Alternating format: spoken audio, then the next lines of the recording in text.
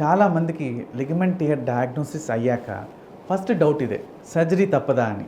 కానీ రియాలిటీ ఏంటంటే అన్ని లిగమెంట్ టియర్స్ సర్జరీ అవసరం ఉండదు. లిగమెంట్ టియర్ సివియారిటీని బట్టి ట్రీట్మెంట్ డిసైడ్ అవుతుంది. మైల్డ్ టు మోడరేట్ టియర్స్ అంటే గ్రేడ్ 1 టు గ్రేడ్ 2 అయితే చాలా కేసెస్లో సర్జరీ లేకుండా హీల్ చేయొచ్చు.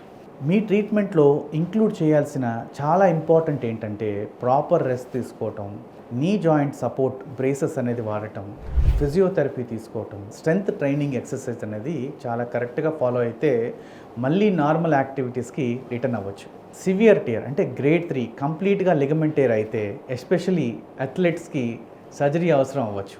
ఎందుకంటే జాయింట్ స్టెబిలిటీ మెయింటైన్ చేయాలి. చాలామంది పెయిన్ తగ్గిందని ట్రీట్మెంట్ మధ్యలోనే ఆపేస్తారు.